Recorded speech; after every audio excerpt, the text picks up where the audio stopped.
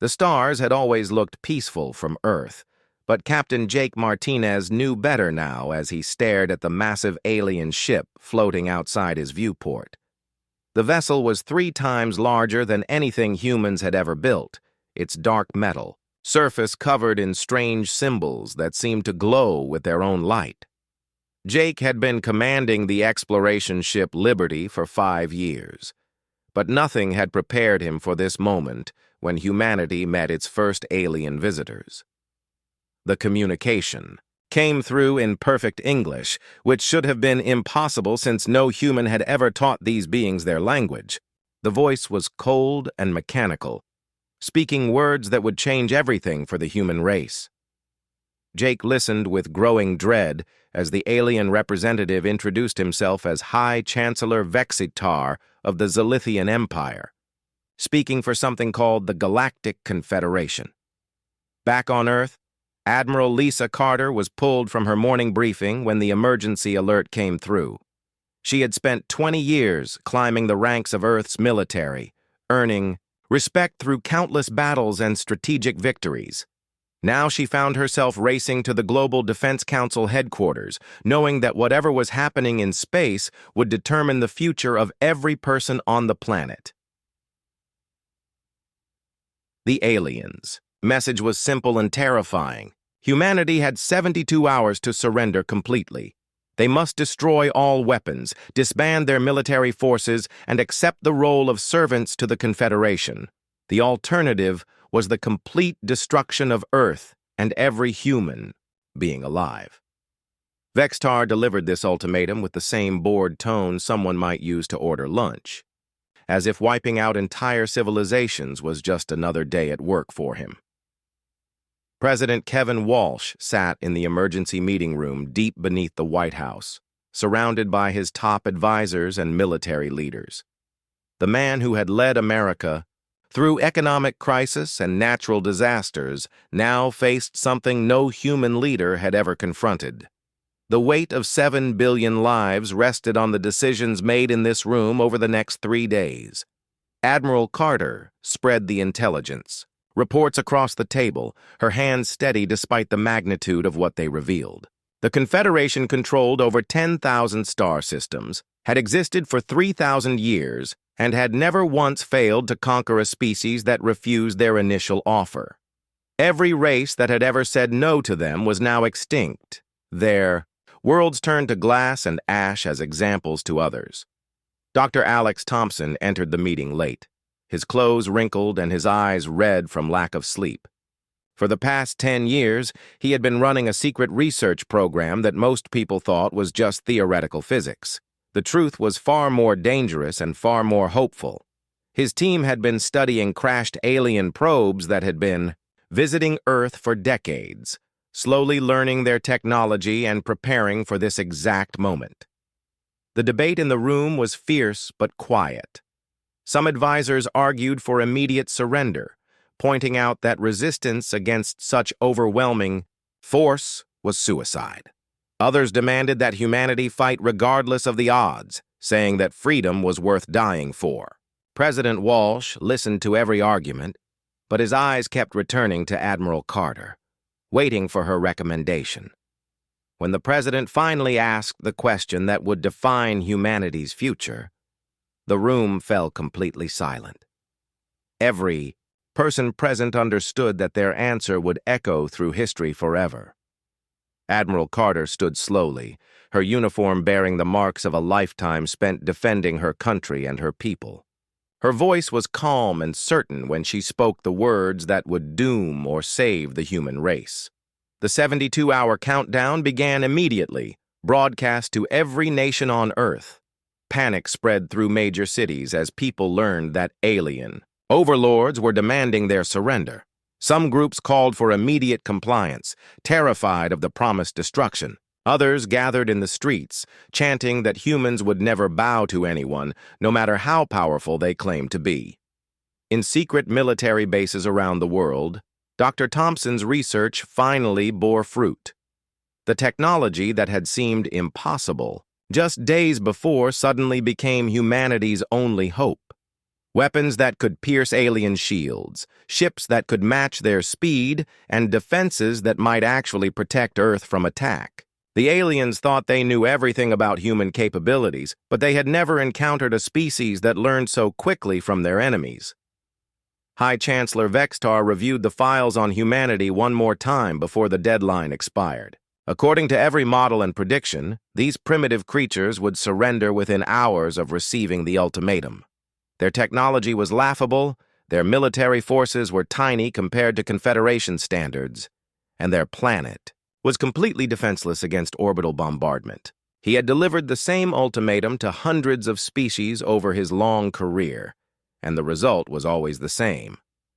As the final hours ticked away, both sides prepared for what was coming. The Confederation fleet moved into attack position, their weapons charged and ready to demonstrate the price of defiance. On Earth, Admiral Carter activated defense systems that officially did not exist, while President Walsh prepared to broadcast humanity's answer to the galaxy. The countdown reached 0, and the universe held its breath, waiting to see if humans would kneel or fight. The Confederation fleet dropped out of faster-than-light travel exactly 72 hours after delivering their ultimatum, expecting to find a broken and surrendering human civilization. Instead, High Chancellor Vextar stared in confusion at his tactical display as it showed something that should have been impossible. Earth's orbit was filled with defense platforms that had not existed 3 days ago, their energy signatures unlike anything in the Confederation database. Captain Rodriguez commanded the lead defense platform, his fingers dancing across controls. That still felt alien despite weeks of intensive training. The hybrid technology that Dr. Thompson's team had developed was a strange mixture of human engineering and recovered alien systems. Nobody was completely sure it would work, but they were about to find out in the most decisive way possible. Admiral Carter watched from Earth's primary command center as the alien fleet arranged itself in the standard Confederation attack formation. She had studied their tactics from the records of destroyed civilizations, learning how they had crushed every species that dared to resist. The aliens always started with a show of overwhelming force, destroying military targets while broadcasting demands for immediate surrender. Today would be different. High Chancellor Vextar opened communications with Earth, his voice carrying the same bored confidence that had terrified 1,000 worlds. He began the standard speech about final opportunities and the mercy of the Confederation, but Admiral Carter cut him off before he could finish. Her response was simple and delivered in a tone that made every human listening stand a little straighter with pride. The first shot of the war came from Captain Rodriguez's platform, a brilliant beam of energy that tore through space faster than the aliens thought possible. Their flagship's shields flared and died as the hybrid weapon punched through defenses that had protected Confederation vessels for centuries. The beam carved a glowing line across the hull, venting atmosphere and sending the massive ship spinning out of control. Lieutenant Kate Morrison led the first wave of human fighters, small craft that moved with speed and agility that no Confederation pilot had ever encountered.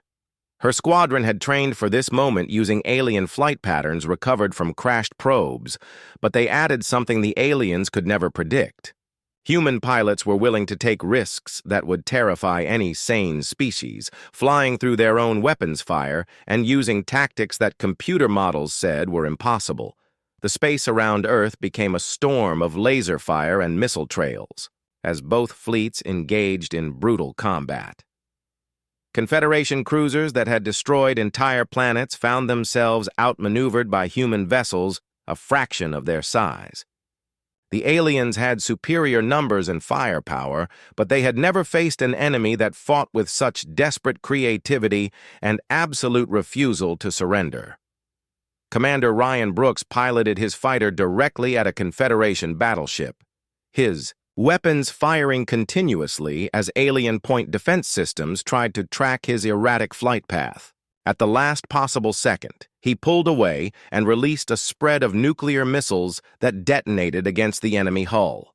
The explosion lit up space like a new sun, and when the light faded, the battleship was breaking apart in a cloud of debris. High Chancellor Vextar felt something he had not experienced in over 1,000 years of military service. Fear crept into his thoughts as he watched his supposedly invincible fleet being torn apart by creatures that should have been helpless prey.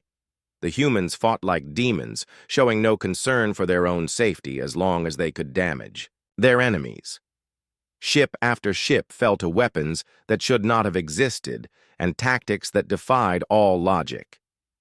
The battle raged for 6 hours, longer than any Confederation engagement in recorded history. Admiral Carter coordinated the defense from her command center, watching as human losses mounted but alien losses climbed even higher. Every sacrifice her people made was calculated to inflict maximum damage on the enemy, and slowly the tide began to turn in humanity's favor. Dr. Thompson monitored the performance of his hybrid weapons from a secure bunker, making real-time adjustments to their targeting systems as the battle progressed. The technology was holding up better than he had dared hope, proving that human innovation could match alien engineering when properly motivated. Every successful hit was validation of years of secret research and preparation. Captain Martinez brought the Liberty into the fight despite orders to stay clear of the combat zone. His exploration ship was not designed for battle, but he had installed some of Dr. Thompson's experimental weapons during the 3-day preparation period. The Liberty might not be a warship, but Martinez was determined to make the aliens pay for threatening his homeworld. Lieutenant Morrison's fighter squadron executed a maneuver that would be remembered in military academies for generations.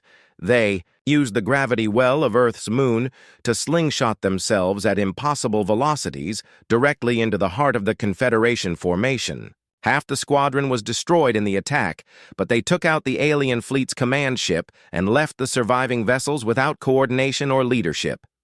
As the battle reached its climax, something unprecedented happened in Confederation military history. The alien fleet, battered and broken by 6 hours of savage fighting, began to retreat.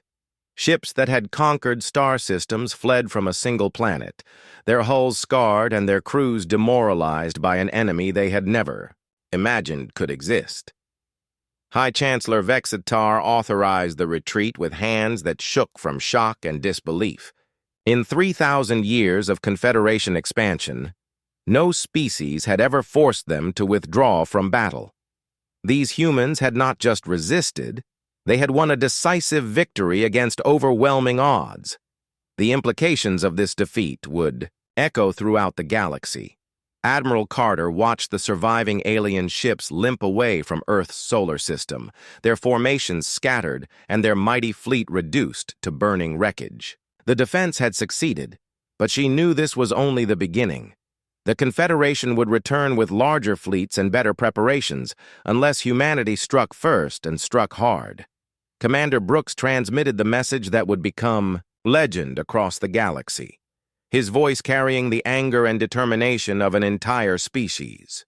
The words reached every Confederation world within days, spreading fear among those who had thought themselves untouchable. Humanity was no longer hiding on one small planet.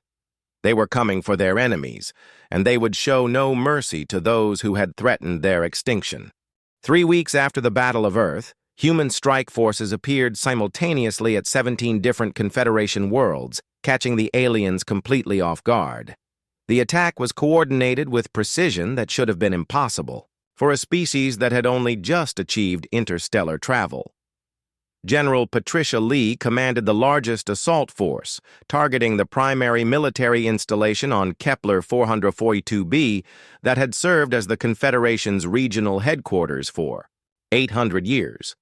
The planet's automated defense systems activated as soon as human ships appeared in orbit, launching thousands of missiles and energy beams that had destroyed countless invading fleets throughout history. But General Lee's forces were not using standard attack patterns that the defenses were programmed to counter. Human tactics were chaotic and unpredictable, with ships breaking formation to attack from angles that no rational military force would ever attempt. Colonel Danny Williams led the ground assault on the fortress complex, his troops advancing through terrain that was supposed to be impossible to cross. The Confederation had built their base in a canyon surrounded by cliffs and energy barriers, confident that no enemy could reach them. They had never encountered human soldiers who were willing to rappel down sheer rock faces under heavy fire, or who could coordinate complex maneuvers using nothing but hand signals and pure instinct. High Chancellor Vextar convened an emergency session of the Confederation Council, his usual composure completely shattered by reports flooding in from across their territory. 17 worlds under attack simultaneously, with human forces displaying tactical abilities that their computers could not analyze or predict. The species that had seemed primitive just weeks before was now striking at the heart of the galaxy's most powerful empire. Dr. Emma Roberts accompanied the invasion force as part of the scientific observation team, her job to study alien technology and biology during the fighting. What she discovered would change humanity's understanding of their enemies forever.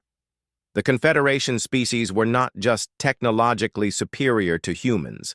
They were physically stronger, faster, and more intelligent by every measurable standard. On paper, humanity should have been extinct within hours of first contact. The secret lay in something that no alien scientist had ever studied or understood. Humans called it the warrior spirit, but it was really the genetic memory of 10,000 generations of survivors.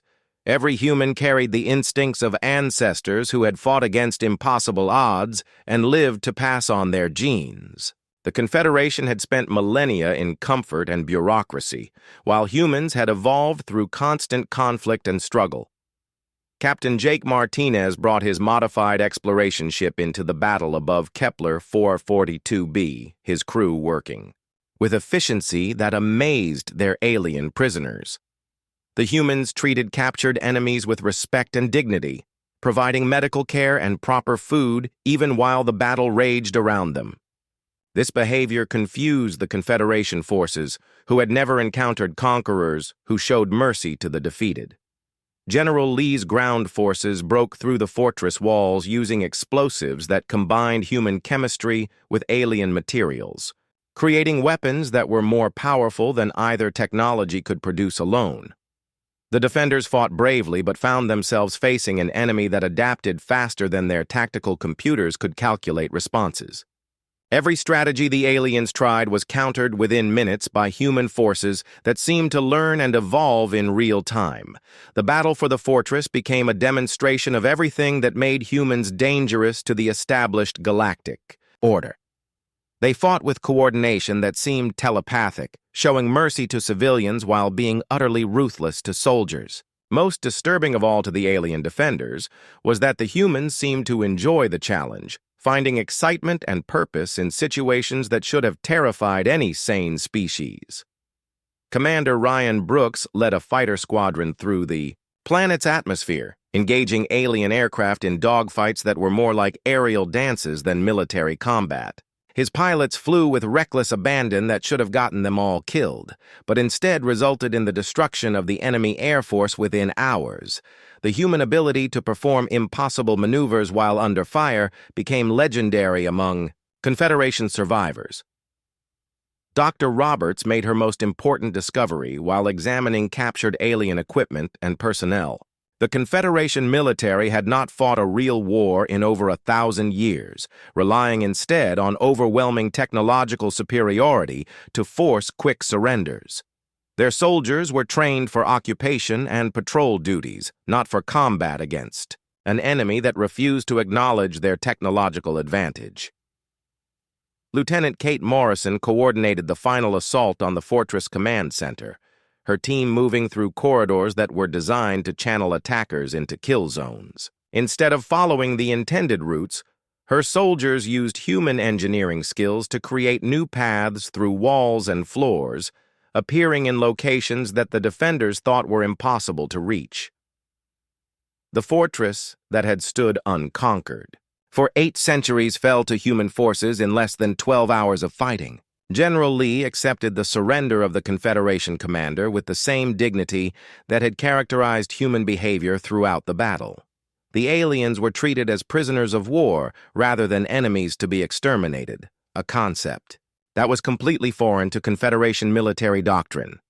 High Chancellor Vextar received reports from all 17 attacked worlds with growing horror. Every single human assault had succeeded, with minimal casualties among the attackers and devastation among the defenders. The pattern was consistent across different star systems and enemy forces. Humans fought like no other species in recorded galactic history, combining technological innovation with tactical flexibility and moral principles that their enemies could not understand or counter. News of the coordinated attacks spread throughout Confederation space faster than official communications could suppress it. For the first time in 3,000 years, member species began to question whether their overlords were truly invincible. Whispered conversations in alien cities asked dangerous questions about freedom and resistance that had not been spoken for generations. Admiral Carter monitored the battles from Earth's command center, coordinating attacks across light years of space with precision that impressed even her own staff. The victories were decisive, but she knew they represented only the beginning of a much larger conflict. The Confederation would respond with everything they had, and humanity needed to be ready for the storm that was coming. Colonel Williams stood in the ruins of the Fortress Command Center, looking at alien technology that would soon be reverse-engineered by human scientists. The counterattack had succeeded beyond their wildest hopes, but it had also committed humanity to a war against an empire that controlled most of the known galaxy. There could be no turning back now. They would either win their freedom or die in the attempt. The mining world of Epsilon Eridani had been a slave colony for over 2,000 years, its native Thrakari population forced to extract rare minerals for their Confederation masters. When Captain Danny Williams arrived with his liberation force, he found a species that had almost forgotten what freedom looked like. The blue-skinned aliens worked in the mines from dawn to dusk, their spirits broken by generations of oppression and hopelessness. Williams faced a choice that would define the character of humanity's war against the Confederation. Military doctrine suggested executing all enemy personnel to prevent future resistance, but the human captain looked at the captured Confederation guards and made a decision that shocked everyone present. Instead of ordering their deaths, he offered them something no conqueror in galactic history had ever provided: a genuine choice between joining the fight for freedom or remaining neutral observers. Major Susan Clark transmitted her famous broadcast to the Andorian sector while standing in the ruins of a Confederation administrative complex. Her words were simple, but carried a power that resonated across dozens of star systems, reaching oppressed populations that had never heard anyone speak about liberty and self-determination.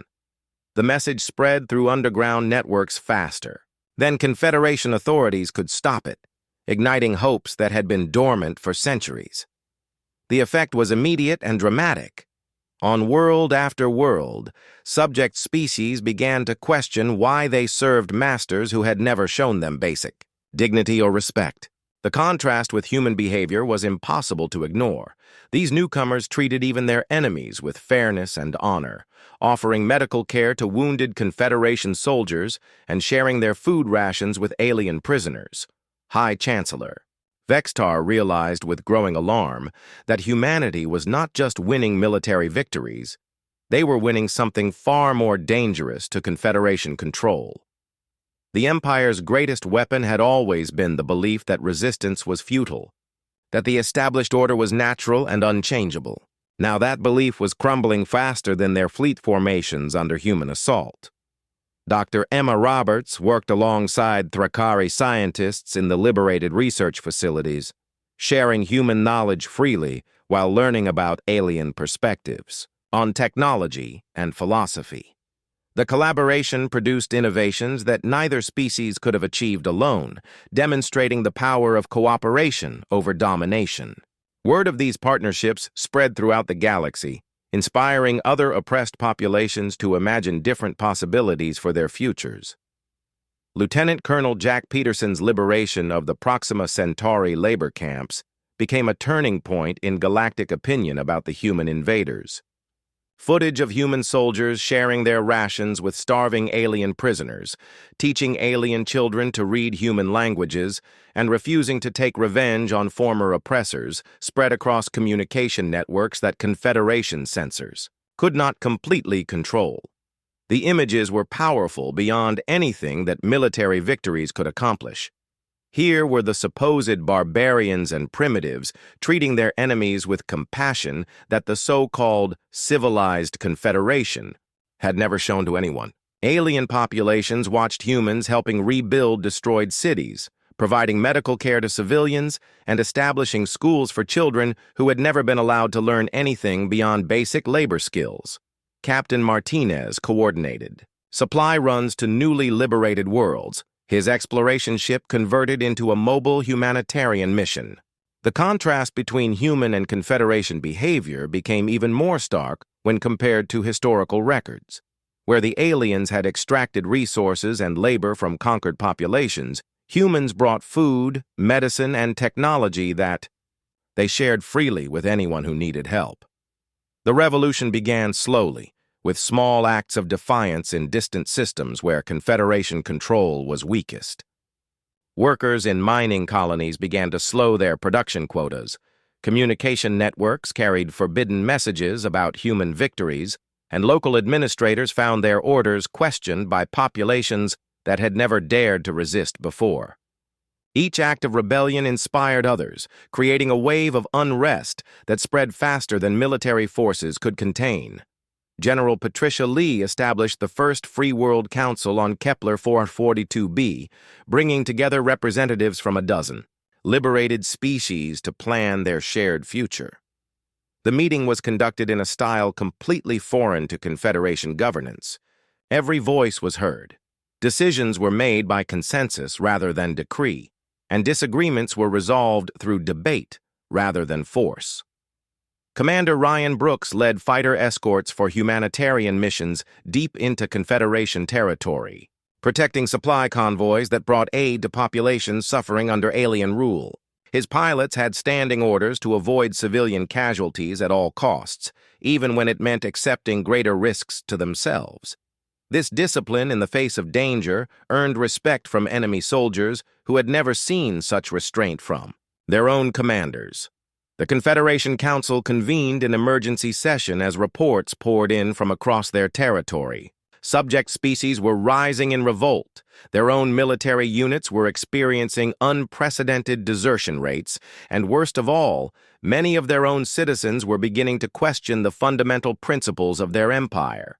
The humans had not just attacked their military forces, they had attacked the very idea that might made right. High Chancellor Vextar studied intelligence reports about human behavior with growing confusion and fear. These creatures fought when they had to, but they seemed to prefer building and healing to destroying. They treated prisoners better than the Confederation treated its own soldiers, and they appeared genuinely committed to the alien concept of equality between different species. Dr. Roberts made a disturbing discovery while analyzing Confederation. Historical records captured during the liberation campaigns. The Empire had not always been a tyrannical force. It had originally been founded on principles of cooperation and mutual benefit between species. Over the centuries, however, power had concentrated in the hands of a few dominant races who had gradually transformed a federation into an empire built on oppression and fear. The pattern of rebellion accelerated as more worlds came into contact with human forces and human ideas. Species that had been enemies for millennia found themselves working together against their common oppressors, united by the human example of cooperation across racial and cultural lines. The Confederation's policy of divide and conquer was being reversed by a species that seemed determined to unite everyone against tyranny. Lieutenant Morrison coordinated intelligence networks that connected resistance movements across dozens of star systems, using human communication technology to link oppressed populations who had never been able to coordinate their efforts before. The networks grew organically as more species joined the cause, creating a web of rebellion that no amount of Confederation force could completely suppress. Colonel Williams watched alien children play together in the streets of liberated cities, their laughter echoing in places where joy had been forbidden for generations. The sight reminded him why humanity was fighting this war, not for conquest or revenge, but for the simple right of every sentient being to determine their own fate and live without fear of oppression. Ambassador Julie Morgan stood before the assembled representatives of 43 liberated worlds in the Great Hall that had once housed the Confederation's regional government. The building itself was symbolic of the changes sweeping across the galaxy. Where once alien bureaucrats had issued orders to subjugated populations, now elected delegates from dozens of species gathered to plan their shared future as free peoples. The diversity in the room was stunning even by galactic standards.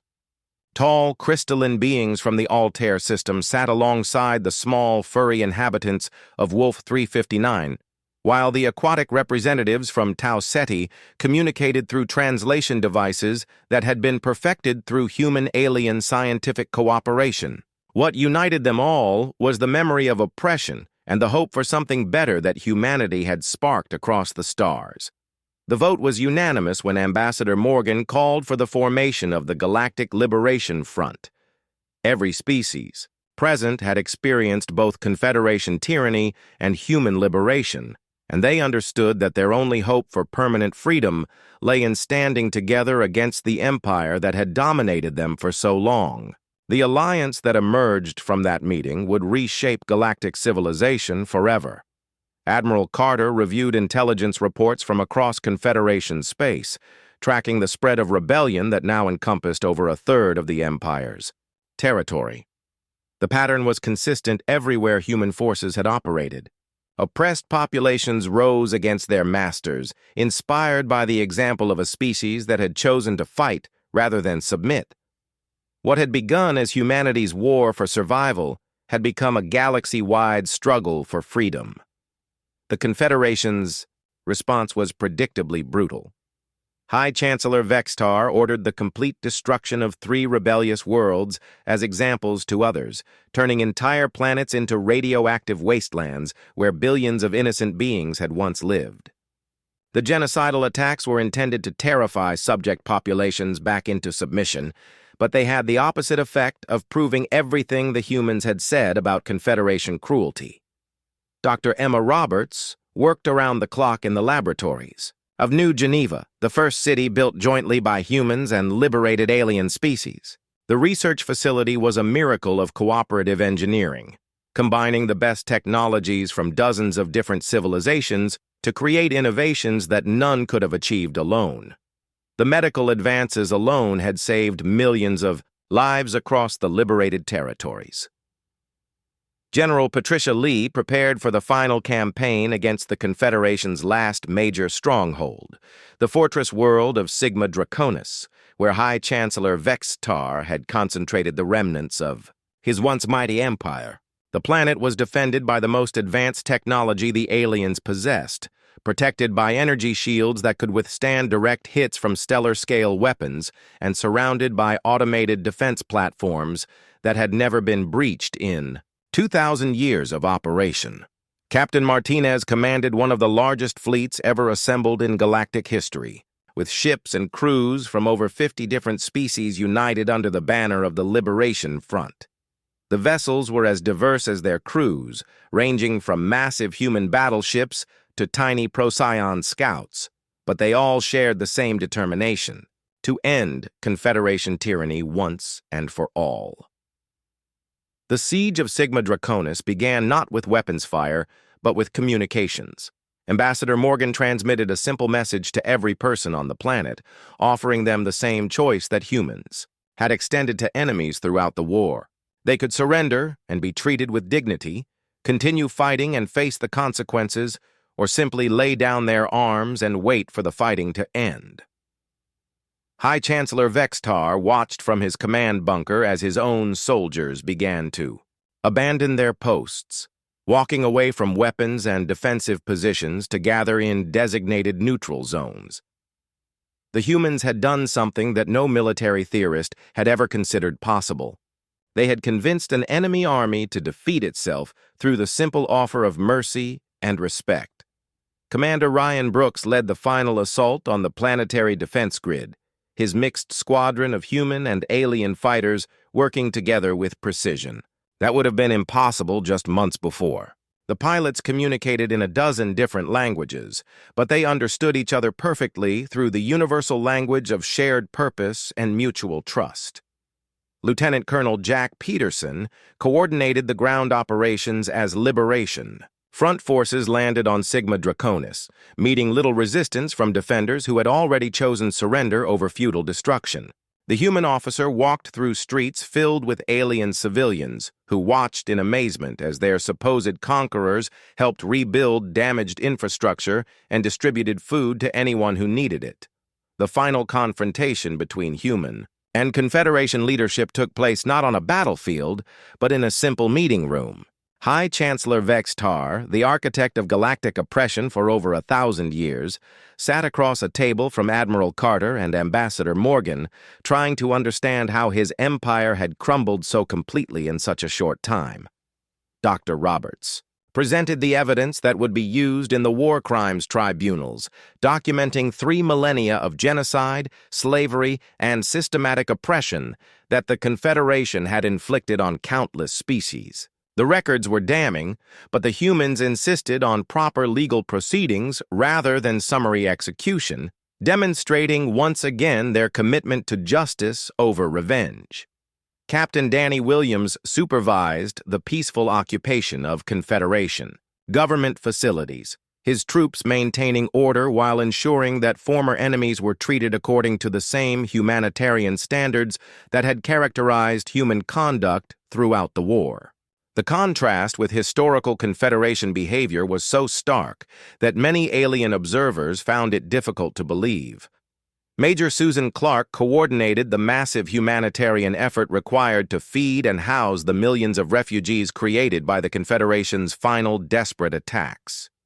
Ships from across the Liberation Front carried supplies to devastated worlds, while human medical teams worked alongside alien doctors to treat the wounded and traumatized survivors of the Empire's death throes. The transformation was remarkable to witness. Worlds that had been battlefields just weeks before were now bustling with construction projects as humans and aliens worked together to rebuild what the war had destroyed. Former enemies labored side by side, united by the common goal of creating something better than what had existed before. Lieutenant Kate Morrison flew patrol missions over the reconstruction zones, her fighter squadron now including pilots from a dozen different species who had learned to fly using human training methods. The diversity of the group was matched by their unity of purpose, protecting the fragile peace that was slowly taking root across the liberated territories. High Chancellor Vextar signed the final surrender documents in a ceremony that was broadcast across the galaxy, formally ending the Confederation's 3,000-year reign of terror. His hands shook as he wrote his name, not from fear of human retribution, but from the knowledge that he had been defeated by a species that was everything his empire was not: compassionate, principled, and utterly committed to the radical idea that all sentient beings deserved freedom and dignity. The trial of High Chancellor Vextar and the Confederation leadership marked the beginning of a new era in galactic civilization. President Kevin Walsh insisted that the proceedings follow proper legal protocols, with qualified defense attorneys, rules of evidence, and humane treatment for all defendants. The galaxy watched in amazement as humanity refused to become the very tyrants they had fought so hard to overthrow. The courtroom on Earth was filled with representatives from over 100 species, many of whom had traveled across the galaxy, to witness justice being served for crimes that had been committed against their ancestors. The proceedings were conducted with dignity and respect, even for those accused of the most heinous atrocities. Every defendant received fair representation and the opportunity to present their case before an impartial tribunal. High Chancellor Vextar sat in the defendant's chair, listening to testimony from survivors of worlds that his forces had destroyed. The evidence was overwhelming and undeniable, documenting millennia of systematic oppression and genocide that had been carried out in the name of galactic order. Yet even faced with such overwhelming proof of his crimes, he was treated with the same basic human decency that had characterized the entire war. Admiral Carter testified about the military campaigns that had brought down the Confederation, explaining how human forces had consistently chosen the difficult path of minimizing civilian casualties, even when it meant accepting greater risks to themselves. Her words carried weight not just because of her military victories, but because of the moral authority that came from fighting a clean war against a dirty enemy.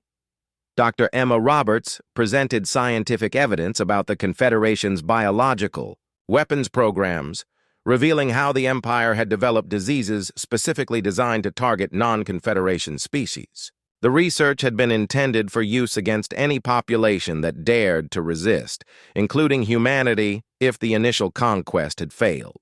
The revelation sent shockwaves through the galactic community and vindicated every action taken by the Liberation Front. The verdicts were delivered after months of careful deliberation, with sentences ranging from community service to life imprisonment depending on the severity of each individual's crimes. Not a single defendant was executed. Despite calls for blood from some of the victim populations, humanity's commitment to justice over vengeance set a new standard for how civilized species should treat even their worst enemies. Ambassador Julie Morgan announced the formation of the Galactic Democratic Alliance during a ceremony attended by representatives from every liberated world. The new organization would be based on principles of equality, self-determination, and mutual cooperation rather than the domination and fear that had characterized the old Confederation. Earth would serve as one voice among many equals, not as the capital of a new empire.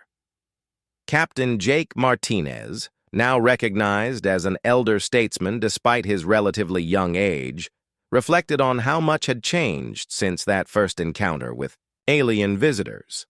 The Liberty had been retrofitted as a diplomatic vessel, carrying ambassadors and scientists to worlds that were just beginning to experience freedom after centuries of oppression. The ship that had once explored empty space now helped build bridges between civilizations. The reconstruction efforts across the former Confederation territory were massive in scope, but inspiring in their execution. Human engineering teams worked alongside alien specialists to rebuild cities, restore damaged ecosystems, and establish the infrastructure needed for democratic governance. The work was voluntary and unpaid, driven by the simple human belief that everyone deserved a chance at a better life. Dr. Alex Thompson's research had shifted from weapons development to peaceful applications, focusing on medical technology and environmental restoration techniques that could heal the damage inflicted by millennia of Confederation exploitation. The same hybrid technologies that had won the war were now being used to terraform dead worlds and cure diseases that had plagued alien populations for generations. Lieutenant Colonel Jack Peterson supervised the establishment of the first truly integrated military academy, where beings from dozens of species learned to work together as defenders of freedom rather than enforcers of oppression. The training emphasized not just tactical skills, but also ethical conduct and respect for civilian populations, creating a new generation of soldiers who understood that their primary duty was to protect rather than conquer. High Chancellor Vextar found himself assigned to a labor detail helping to rebuild one of the worlds his forces had devastated during the final days of the war. The work was hard and the conditions were simple, but he was treated with the same basic dignity afforded to every other worker. For the first time in his long life, he began to understand what the humans meant when they talked about the inherent worth of every sentient being. General Patricia Lee became the first Director General of the Alliance Defense Force, commanding military units that included former enemies fighting alongside former victims in defense of their shared freedoms. The transformation was remarkable. Soldiers who had once enforced Confederation tyranny now volunteered to protect the very populations they had previously oppressed. Commander Ryan Brooks established the first interspecies pilot training program, teaching alien students to fly, using human techniques that emphasized flexibility and creative thinking over rigid adherence to predetermined flight patterns. His graduates became known throughout the galaxy for their skill and their unwavering commitment to protecting civilian populations during conflicts. Captain Danny Williams founded the Veterans Assistance Network, helping former Confederation soldiers adjust to life in a society based on cooperation rather than domination. Many of these beings had never known anything but military service under an oppressive regime, and they needed guidance to understand how to function as free citizens in a democratic society. The first session of the Galactic Democratic Senate, convened 5 years after the end of the war, with representatives from over 200 worlds gathering to address common challenges and opportunities. The proceedings were conducted in dozens of languages, with real-time translation provided by technology that had been developed through human-alien cooperation during the Reconstruction period. Major Susan Clark reported on the establishment of the Universal Education Initiative, a program that ensured every child in Alliance territory had access to learning opportunities regardless of their species or planet of origin. The contrast with Confederation policy, which had deliberately kept subject populations ignorant to maintain control, could not have been more stark. Dr. Roberts published her comprehensive study of Confederation society, documenting how fear and oppression had corrupted what had originally been a benevolent organization into the galaxy's greatest threat to freedom and dignity. Her work became required reading in Alliance schools, serving as a warning about the dangers of concentrating power in the hands of a few while denying basic rights to the many. Lieutenant Kate Morrison commanded the honor guard that protected the signing of the Alliance Charter, the document that formally established the principles and structures of the new galactic government. The ceremony was simple but profound, marking the moment when former enemies became partners in building a civilization based on mutual respect and shared values. As the 10th anniversary of First Contact approached, Admiral Carter stood on the observation deck of the rebuilt space station that orbited Earth, watching ships from 100 different worlds arriving for the commemoration ceremony. The vessels represented every species that had joined the fight for freedom, their diversity a testament to the power of the human example, to inspire others to stand up for what was right. The age of the Confederation was over, relegated to history books and memorial sites that served as reminders of the price of allowing tyranny to flourish unchecked. In its place stood something unprecedented in galactic history, a truly democratic civilization where every voice mattered, and every being had the right to determine their own destiny. Humanity had not conquered the galaxy. They had liberated it, proving once and for all that the greatest strength came not from the ability to dominate others, but from the courage to fight for justice even against impossible odds.